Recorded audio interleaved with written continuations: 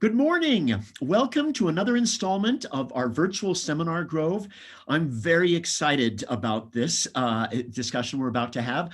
We're grateful for the sponsorship of Cedar City Bryan Head Tourism Bureau, who have made all of these possible. And I'm joined by Frank Mack, our executive producer here at the festival. And Frank, who do we have with us here today? We are supremely privileged to welcome Dr. David Allen Stern to the Utah Shakespeare Festival Virtual Seminar Grove today. Dr. Stern is a professor emeritus of dramatic arts at the University of Connecticut. He teaches students accents and dialects, not only to students, but to some Hollywood stars as well. And he's going to make a presentation today, I'm very excited to see, on original pronunciation of Shakespeare. So, without any further ado, please, Dr. Stern, original pronunciation. Thank you so much, Frank and Michael. It's really great to be here in the virtual Grove. And Frank, I still can't believe that you're not here in Connecticut anymore. Me too, I know.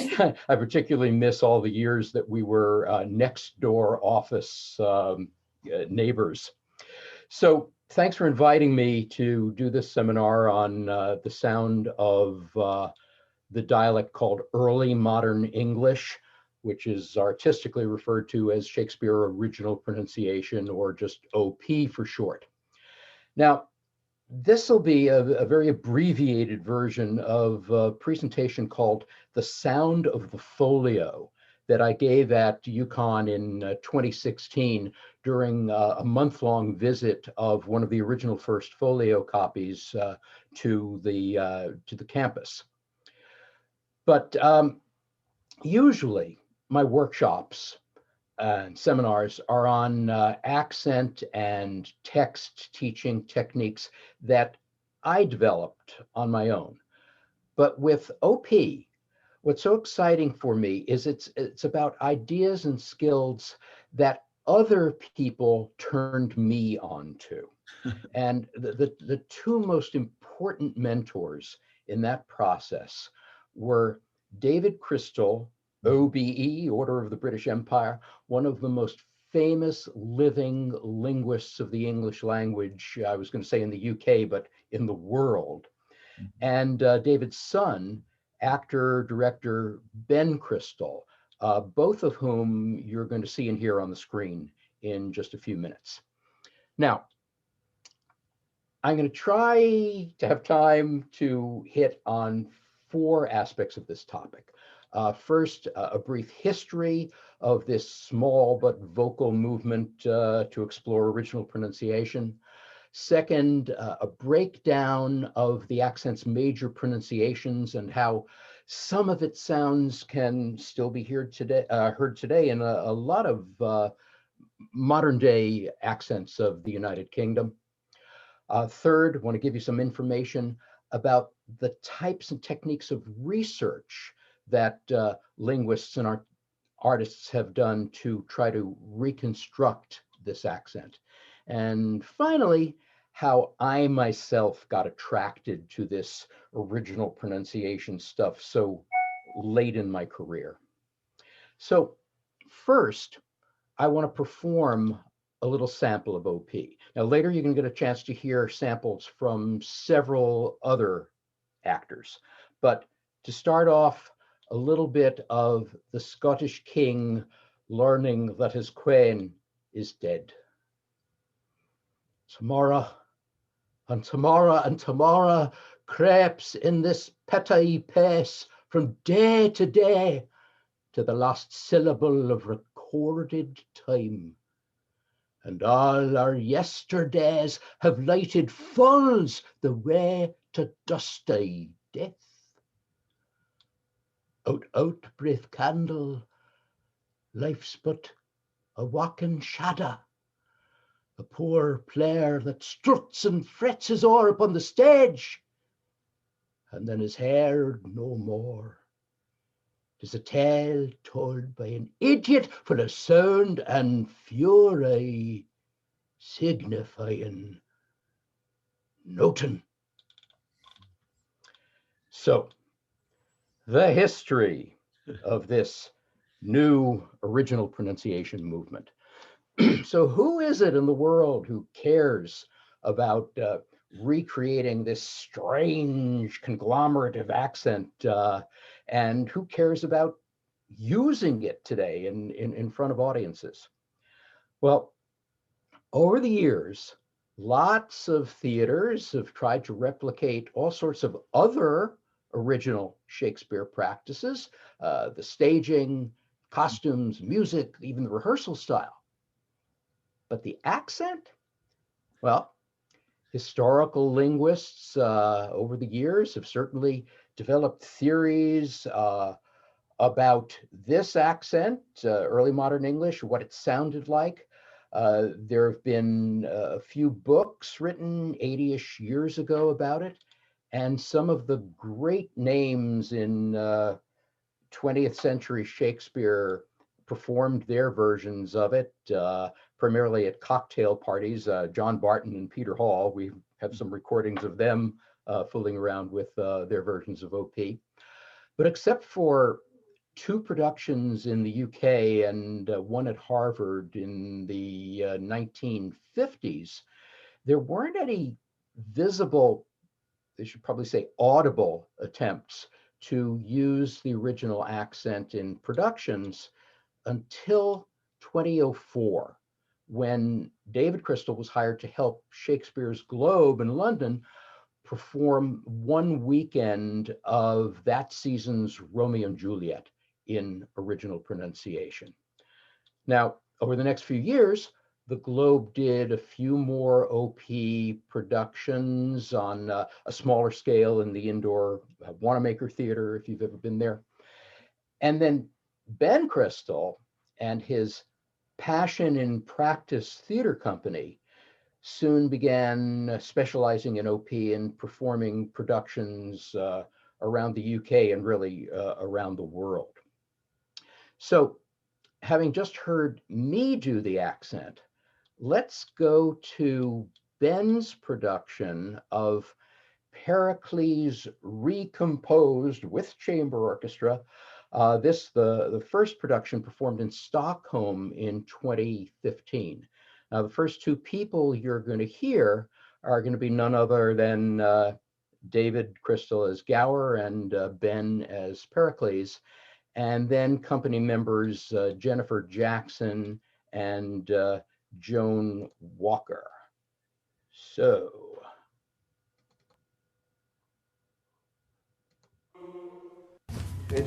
here we go. To sing a song that old was sung from ashes. That's David Crystal. Ancient gore is come. Assuming man's infirmities to glad your ears and please your eyes. It hath been sung at festivals, on ember eves and holy days, and lords and ladies in their lives have read it for restoratives. This Antioch then, Antiochus the Great built up his city for his chiefest set, the fairest in all Syria. Ben Crystal now. Where now you're both a father and a son by the untimely claspings of your child, and she an eater of her mother's flesh by the defiling of her parents' bed. Antioch, farewell.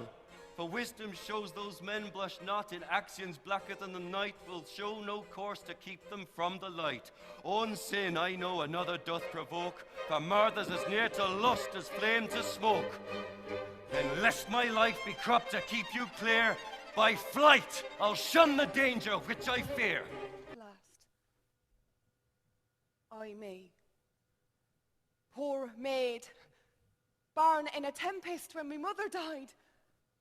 This world to me is like a lasting storm, hurrying me from me friends. Oh, now, Marina, why do you weep alone? Do not consume thy blood with sorrowing. Come, I love the king your father and yourself with more than foreign heart. We every day expect him hence. when he shall come and find our paragon to our... So, a little bit more about the history of this. Here in the US, the first fully staged OP production was at Frank's alma mater, the University of Kansas. It was directed and coached by my friend and counterpart there, Paul Meyer, with a little bit of outside help from David Crystal. Now, here's a brief preview video that they put together at KU a few months before the production.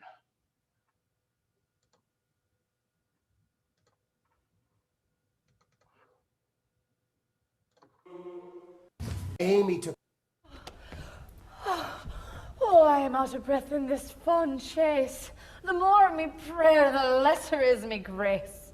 Happy is Hermia wheresoe'er she lies, for she hath blessed and attractive eyes. How came her eyes so bright, not with salt tears? If so, my eyes are oftener washed than theirs.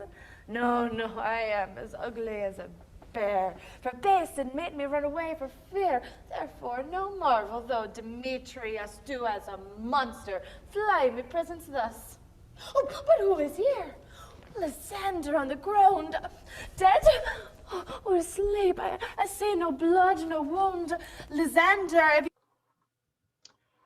So, there have been 15 or 20 other university productions on both sides of the Atlantic.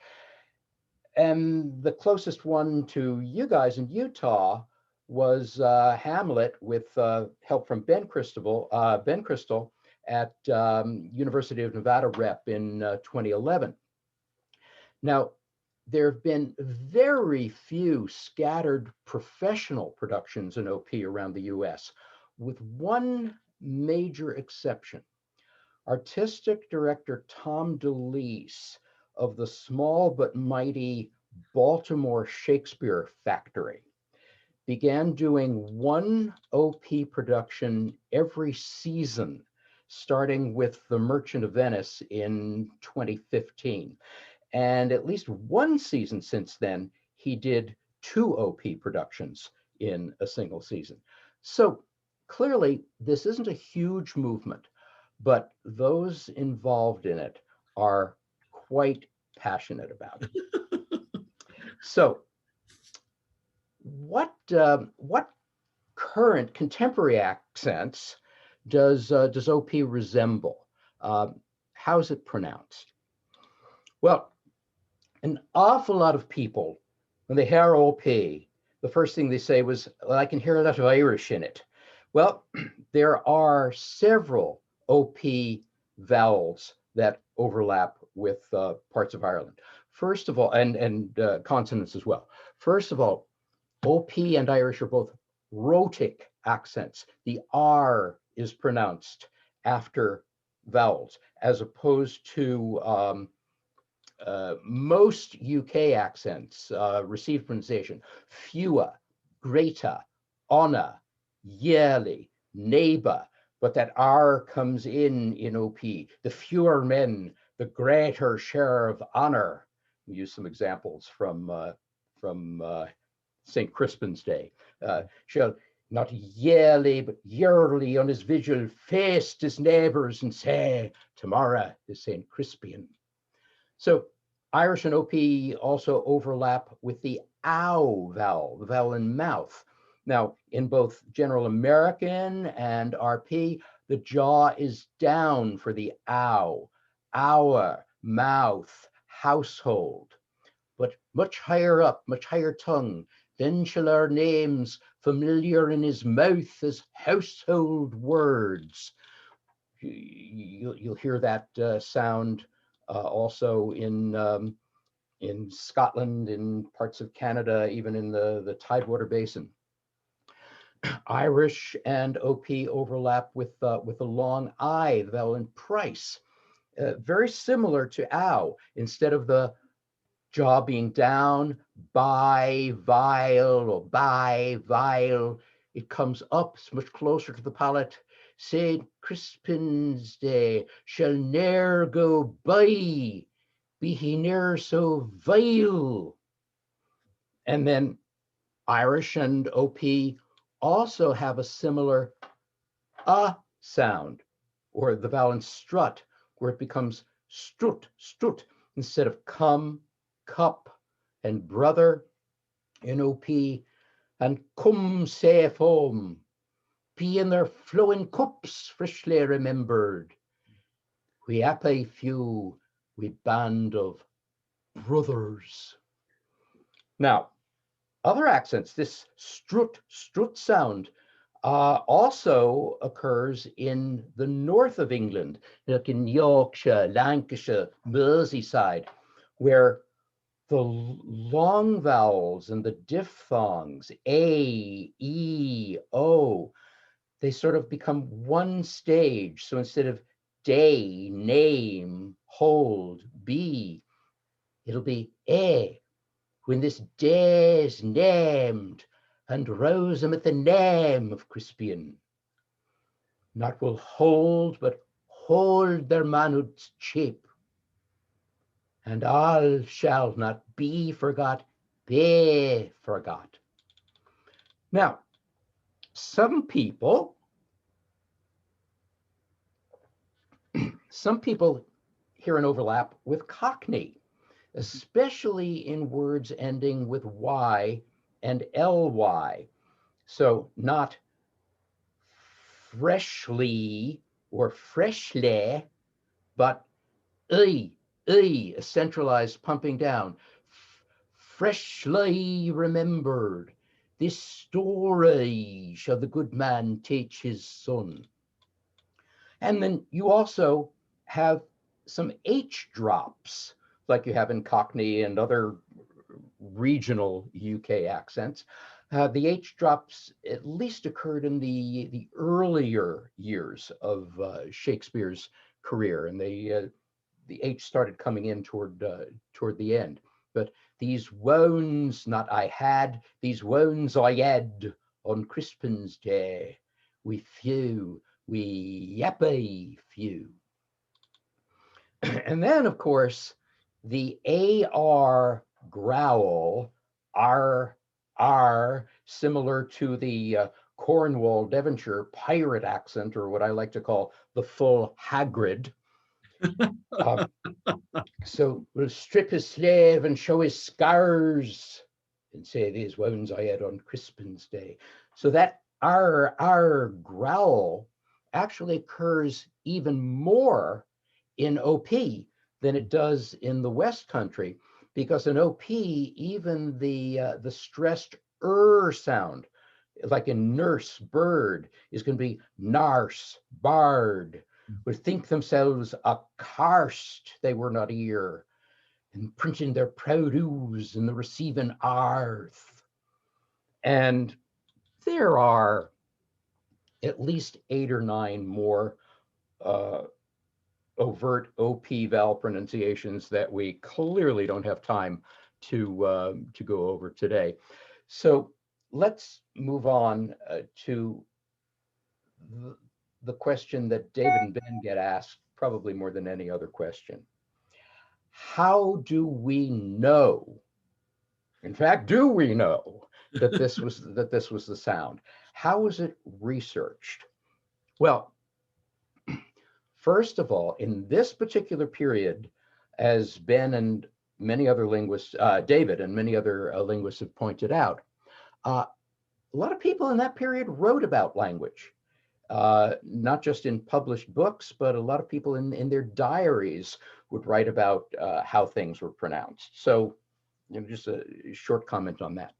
Secondly, of course, the meter and the fact that Shakespeare very rarely left a line one syllable short of iambic pentameter. There are lots of reasons for making it a syllable longer, but the brightest heaven of invention, stop, the brightest heaven of invention, in little place attest a million, in little place attest a million, So again, from the meter, from the times that it's fairly clear that Shakespeare isn't purposely violating meter, the chances are that that extra syllable was there, especially in these S-I-O-N, T-I-O-N words. Now, one of the biggest areas of research, sources of research, rhyming. Obviously, Shakespeare doesn't rhyme all the time in his verse, but he rhymes a lot. And it's unlikely that he intentionally included off rhymes, rhymes where the consonant works but the vowel doesn't. So when some rhymes don't work in most modern accents, they probably did rhyme in OP.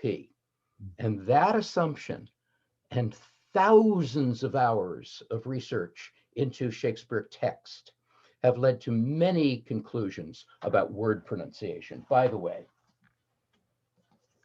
David Crystal's Oxford Dictionary, like 3 years in the making, in which he analyzed every rhyme in every line of Shakespeare with cross references and such to come up with the assumption. Now, in the sonnets alone, David counted 96 rhymes that don't work in modern accents. Now, I myself counted that 22 of those 96 are rhymes that don't work in the rhyming couplets at the ends of the sonnets. Now, one of the most popular sonnets, 116, let me not to the marriage of true minds admit impediments. The couplet in modern, if this be error, and upon me proved I never writ, nor no man ever loved, proved loved. If this be error, and upon me proved I never writ, and no man ever loved. Neither proved or loved. Proved, loved, they're both different in OP. Mm-hmm. In 78, but thou art all my art, and dost advance as high as learning, my rude, not ignorance, ignorance. Now, also guided by David Crystal's insight that there is always rhyme. We can look at 5 modern non-rhymes in one 12-line stretch from Puck. Gone rhymes with none. Through the forest I have gone, but Athenian found I none. Approve rhymes with love, of whose eyes I might approve this flower's force in stirring love. Here and where, night and silence, who is here? Winds of Athens he doth wear. Said and made, this is he, my master said, despised the Athenian maid. Now, of course, sound and ground still rhyme in most modern accents, but in OP, they were sleeping sound and dirty ground. And then the last in this sequence, durst not lie, courtesy. Pretty soul, she durst not lie near this lock love, this kill courtesy. So, there's the rhymes. Now, moving on to the final area of research, puns and double entendres that don't work anymore in most modern accents of English. Why? because some pairs of words that have different pronunciations now used to be homonyms in OP. So look at this one, for example. The title, Much Ado About Nothing. N-O-T-H-I-N-G was pronounced noten, but N-O-T-I-N-G, noting, taking note of, or back then eavesdropping, the core of the plot, was also pronounced noten. So much ado about noten nothing, much ado about noten eavesdropping. The word reason, R-E-A-S-O-N, had similar pronunciation to raising and rising. Raisin, rising, rising, fueling a lot of Shakespeare's many erection jokes. And then grace, G-R-A-C-E, and Grease, G-R-E-A-S-E, both were pronounced grace, and they provided a lot of fun for Dromio of Syracuse in Comedy of Errors.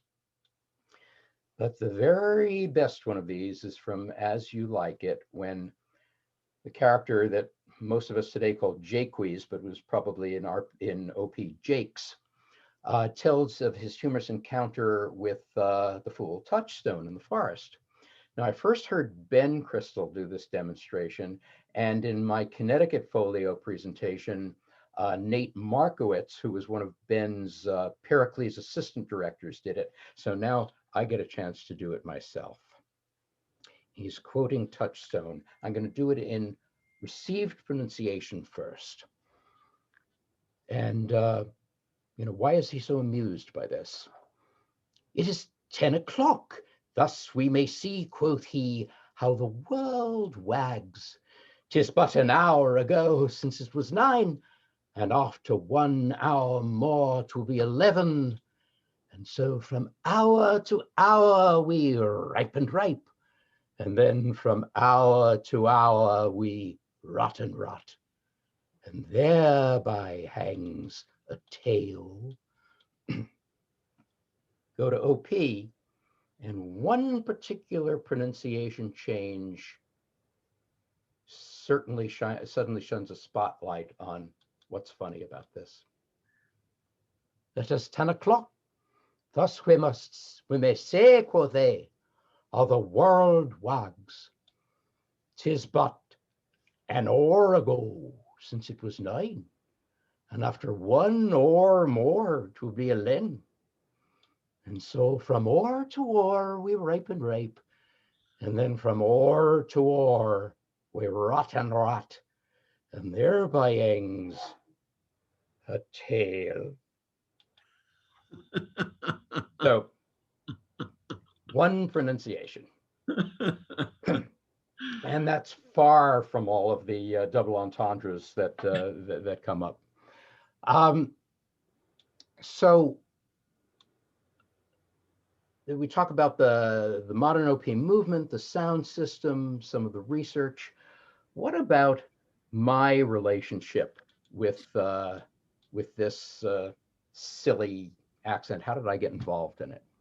Well, during my first 35 years or so as a fairly hardworking and sometimes pretty well thought of dialect and accent coach, whenever I heard experts or non-experts speculate that Shakespeare's accent sounded like American Mountain Southern or sounded like down east in New England or whatever else they were positing, I was totally skeptical. And even though I knew that linguists had detailed theories about the progression of English pronunciation shifts over the centuries, my comeback was always, hey, build me a time machine, take a tape recorder of the globe in 1600, bring it back, and then I'll be able to tell you what Shakespeare's language sounded like. So with me being that skeptical on an ongoing basis, a little bit strange, maybe even ironic, that starting about 7 years ago, I became so passionate about this small OP movement that I described to you. Well, my curiosity was piqued at that time by a semi-viral YouTube video shot at Shakespeare's Globe, in which David and Ben Crystal demonstrated and discussed and gave their take both on the accent itself and on the work that David had done coaching the Globe's Romeo and Juliet production. Now, I was still skeptical about its accuracy, about its authenticity, but I was intrigued by that accent that I was hearing. I couldn't stop listening. I couldn't stop trying to imitate it. And as soon as I started imitating it, I was hooked. I had to learn it. I had to learn more about it and how it worked. I got that chance about a year later when I took a 5-hour introductory workshop with David and Ben at the 2014 Voice and Speech Trainers Conference in London. Now, they overcame my skepticism. They gained credibility and respect from me within the first couple of minutes by saying the following. First, no, we're not certain that this is the exact sound. 2, it's our best guess with research about the phonology, the sound system, the pronunciation. Based on the research, David said that they were about 90% confident about how any given word was pronounced. But they then qualified it by saying other features, non-pronunciation features, rhythm, musicality, intonation, inflection, placement, resonance. He said the research tells us nothing about that. So anything goes as far as that's concerned. Well, I love that degree of honesty. The rest of the workshop increased my desire to explore both the accent and the efforts of directors and actors who were experimenting with it. So I used my workshop notes and recordings to learn it as best as I could. David and Ben were extremely generous in listening to the recordings, sending me wonderful feedback and tweaks. And then during my next 2 trips to the UK, I was thrilled to be able to spend time with David and Hilary in Holyhead, Wales, and with Ben in London and up north in Bolton. And I soon became a financial contributor to Ben's Passion and Practice company, and even hung out with them for 4 days when they revived their Pericles Recomposed at the Savannah Music Festival in 2016. And I've also had the honor of exploring the Baltimore Shakespeare Factory with Tom DeLeese. Speaking of which, here's a wonderful video trailer that Baltimore Shakespeare Factory put together for their first OP production back a few years ago.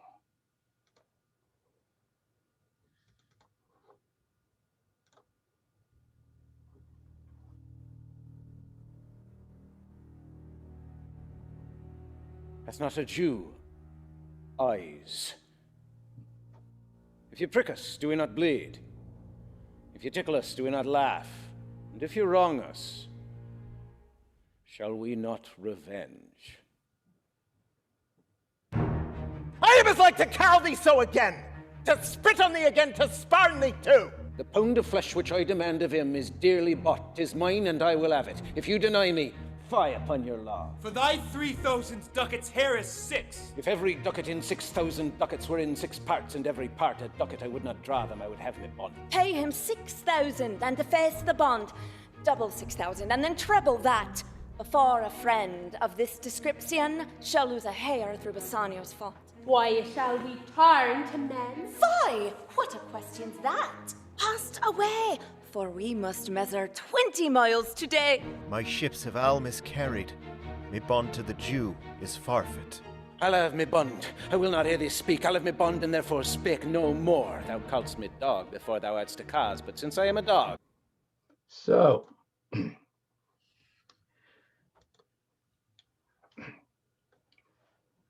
now, I think back frequently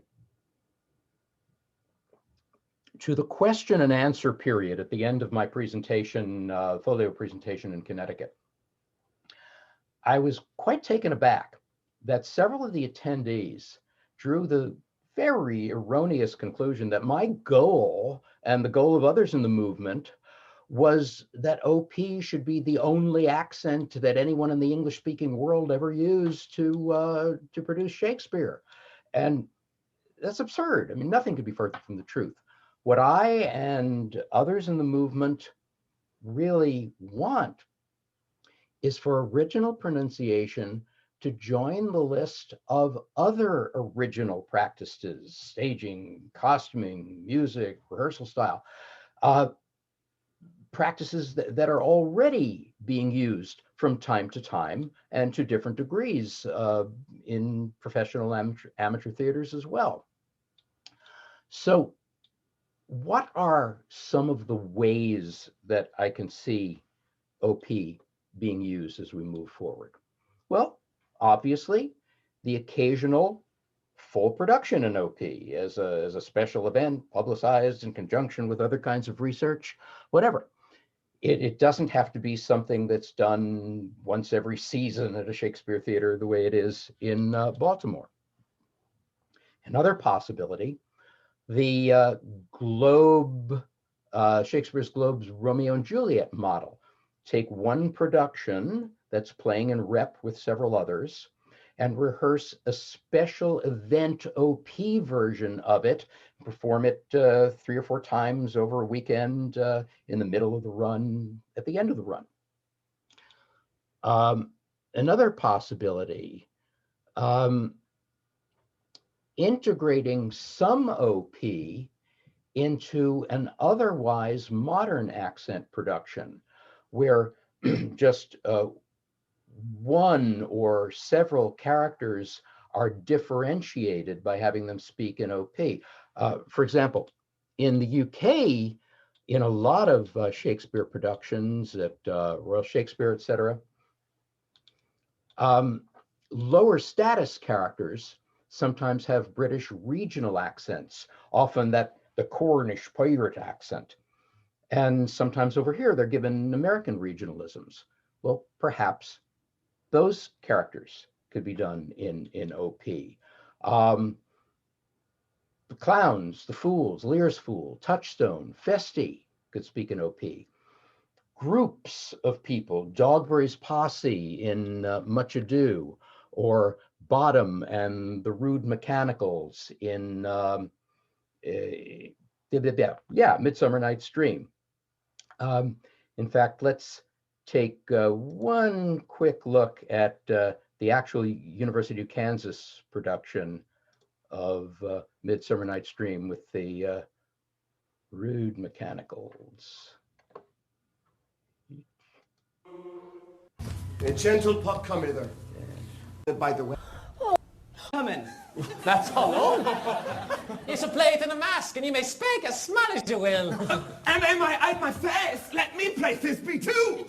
I'll speak in a monstrous little voice. Thisbe! Thisbe! Oh, Pyramus, mother dear! Oh, Thisbe dear, and Lady dear! No. You must play Pyramus, and flute you Thisbe. Well, proceed. Robbie. So, now, another possibility for partial use would be choruses. The prince, the whole character of the prince in Romeo and Juliet could speak in OP and also be the chorus at the beginning. The opening chorus of Troilus and Cressida. Gower, the narrator in Pericles that you saw David Crystal do, comes in 8 times during the show. So he could bring OP to Antioch and Tyre and Tarsus. And then finally, the ultimate Shakespeare chorus, Henry V. Again, whether a single character does all 6 choruses or a small or large group does the choruses, some combination of unison and choral speaking and individual speaking. OP could separate the chorus setting the scenes from a modern accent being used to tell the story. Now, the first time that I taught OP was to my senior class at UConn, and it was, in fact, the opening chorus from Henry V. And they performed that live at the Connecticut production. So let me end this part of this formal part of the production by doing the first half of the first chorus from Henry V in OP. Oh, for a muse of fire that would ascend the brightest heaven of invention, a kingdom for a stage, princes to act, and monarchs to behold the swelling scene. Then should the warlike array, like himself, assume the port of Mars, and at his heels, leashed in like hounds, should famine, sword, and fire crouch for employment. But pardon, gentles all, the flat unraised spirits that hath daredness unworthy scaffold to bring forth so great an object. Can this cockpit hold the vaste fields of France, or may we cram within this wooden hole the very casques that did affright the air at Agincourt? Oh, pardon, since a crooked figure may attest in little place a million, and let us, ciphers to this great account, on your imaginary forces work. And I turn it back over to you guys. Oh, wow. Wow. What a gift. What a gift. I am going to ask if anyone has any questions, and we've got about 40 followers out there right now on Facebook right now. If you have questions, jump in, but I'm right here and I'm loaded with them right now. I have to tell you, when Frank said, hey, we could get David Alan Stern to come, I said, really? I had heard about your work. I was a huge fan of the Crystals, and I've been a fan of the OP movement for some time. And you, in your presentation, addressed a lot of the questions that both naysayers and others say about it. You know, why are we doing this? So my first question is, and perhaps because you've attended their workshops, I've also had the privilege of seeing and been a part of workshops with Ben Crystal. Can you articulate a little bit about the phonology? Seeing a performance in OP, there is a visceralness,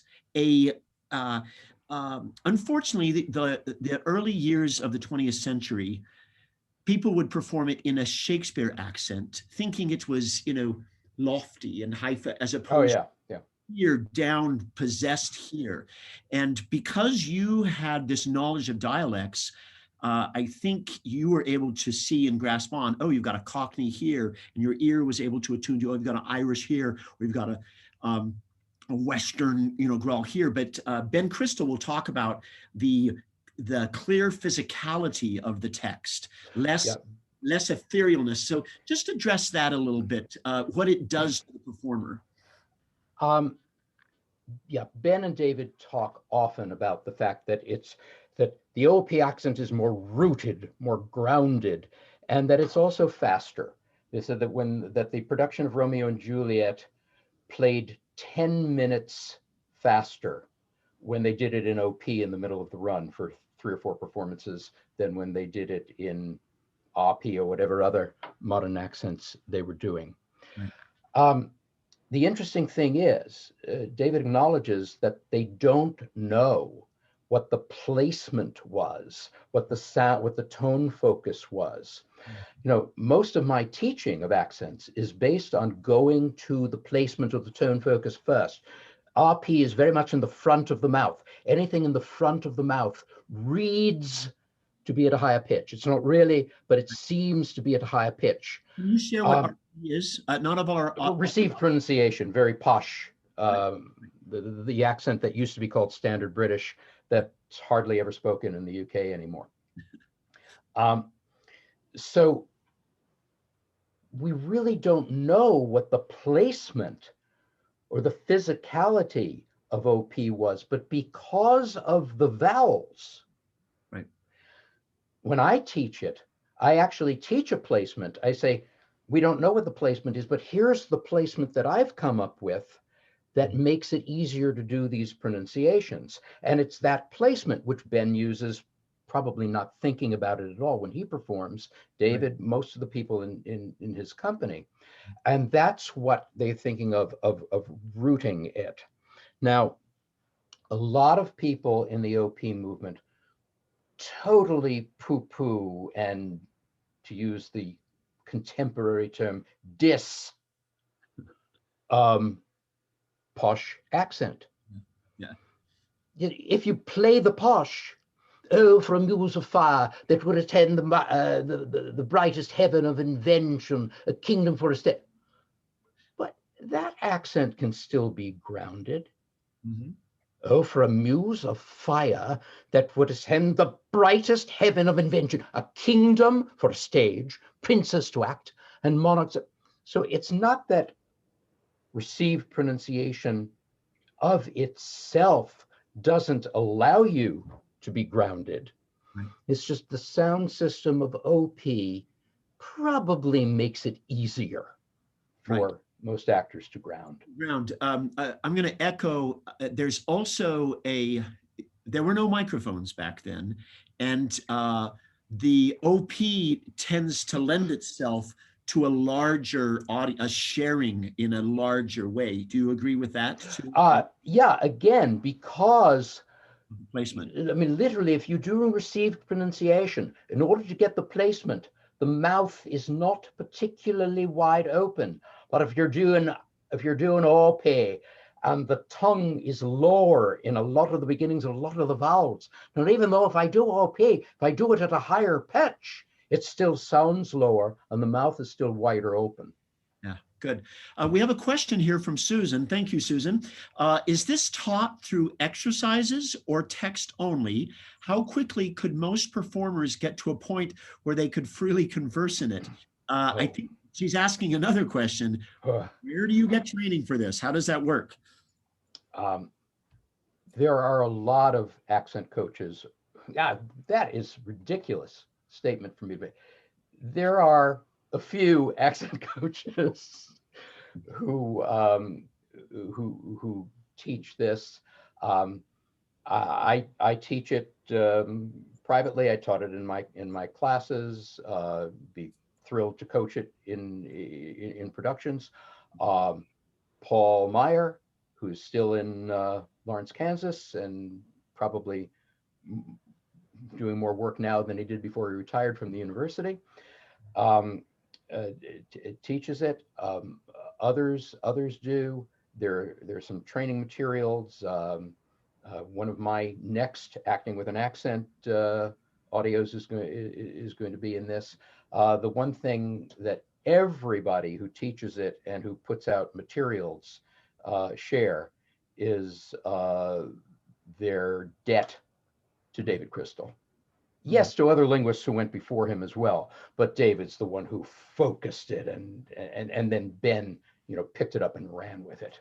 Yeah. And I think her question also was how long would it take to learn?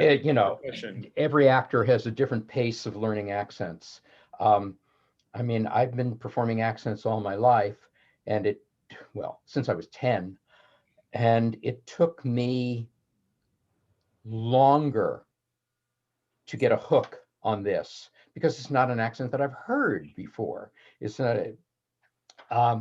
and because there were sounds from Irish, sounds from Cornish, sounds from Liverpool, I would hear a phrase that had something from the West Country, and then I'd get sucked into total West Country. Then I'd hear something that sounded Northern Irish, and I'd start doing the inflections of Northern Ireland.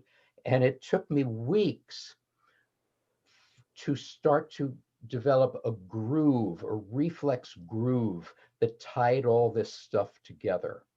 So it's different amounts of time for different people. Right. David, I'm wondering if I could ask just quickly. I'm very interested in the effect on storytelling. So sometimes it's hard to follow the story a little bit if you get lost in the language in Shakespeare occasionally.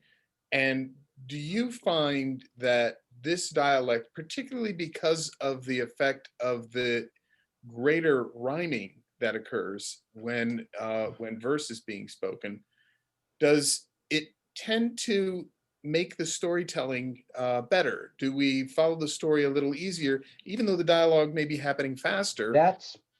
That's been the conclusion of most of the directors and actors who've spent time with this. Ben does a lot of workshops in the inner city, you know, bringing Shakespeare to those who would not normally be looking at Shakespeare. And whenever he does, when he's done, you know, multicultural workshops with people with every accent in the world, including multicultural London, and he'd perform it and they'd say, "What does it sound like?" And according to Ben, those kids would always say, "It sounds like me." Mm. There's something very personal about it. It doesn't sound like ethereal Shakespeare. It sounds like a gutsy person, which is the way I perceive myself. Tom in Baltimore actually does a tutorial before every performance of OP with the audience. And it is very briefly, but he demonstrates the accent, or some of the actors do. They give a sense of what to listen for, how the sounds change, and their audiences tell them that, you know, maybe the first 2 or 3 minutes and then it's like they're absolutely into it. It's like totally alive, following every moment of it and every plot point. Mm-hmm. I find it interesting. I love your ideas of how, you know, if you don't want to do a whole production, you can try it this way, you can try it this way. And many of those recommendations are about chorus-like characters in making that. So why that? Why do you think that? Well, I mean, I just think that's an easy way to differentiate. I mean, it's one thing to say, okay, the characters in the posse are lower class, so maybe they'll speak with a different accent. But if you want to say to an audience, hey, you know, here's your opportunity to hear what Shakespeare original pronunciation sounded like, and the narrator will tell you about the story in this accent, whereas the characters will speak to each other in more of a modern one. When I was being interviewed for an article when I retired in the Voice and Speech Review, and one of the last things he addressed was, you know, do you still want to act? You know, I went back to the stage when Frank was still managing director. I did 3 shows at Connecticut Repertory Theater. One of them was playing Arvite in Guys and Dolls, which was a character that I was actually a dream role that I was actually now finally old enough to play. But I say that there are 2 roles that I'd still like to play sometime before I die. The first one is Mr. Lundy in Brigadoon. And that's another one that I'm now old enough to play. And I would give my eye teeth to do the chorus in Henry V in OP. Yeah. To perform something, I mean, not just that first, but that a little touch of array in the night. I mean, that probably one of the most amazing narrative speeches that's ever done, especially if something is being acted out on the stage while that chorus is being brought said. it up. I went, oh wow, you know, you can hear the rivet. I mean, it would fall on your ears in a really. Oh yeah. We have a question here from Tom. And I think this is a Frank question. Would OP usage at USF be a director's choice? Yes, clearly. That would be, well, it would actually start with the artistic director. Brian Vaughn would clearly originate the idea. And if he was interested in doing that, a whole production for sure, he would seek out a director that would want to do it. If a guest director was interested in doing what David is suggesting, like having Gower, for example, we're doing Pericles this summer. Oh yeah, right. I know. I saw that. Yeah. So if a guest director wanted to think about the idea of Gower doing his lines in OP, that'd be a conversation he would have with Brian Vaughn. But it would clearly come from the director and artistic director. I think that's a smart question, Tom, to know that it operates that way. But yes, that's artistic. Artistic room does it. We only have about 5 minutes, and I knew this would be a really, really great one. So this is a gift. We got to get to that one secret subject, Michael. Remember? So let's ask that. All right. Yes. In addition to this amazing work that he has done on OP, he also has spent a whole career helping out in Hollywood as well. So Frank, do you have a specific question along that lines? Well, I totally want to hear about it, David. Can you talk to us about some of the work you've done with the Hollywood stars and in the film industry, and what it's like to be teaching these, sort of really famous, wealthy actors how to speak? I'll try to make a really long story short. Being an accent coach in Hollywood, it was the best of times. It was the worst of times. It was the best of times when individual actors engaged my services, even if it was for a production, even if I was on the set, if I was being paid by the actor, it was wonderful because the actor really wanted to do it. The actor would spend time outside of the set before the rehearsals started, et cetera, et cetera. If I was engaged by the production, Katie bar the door. I'd be on a set from 6 a.m. till 9 p.m.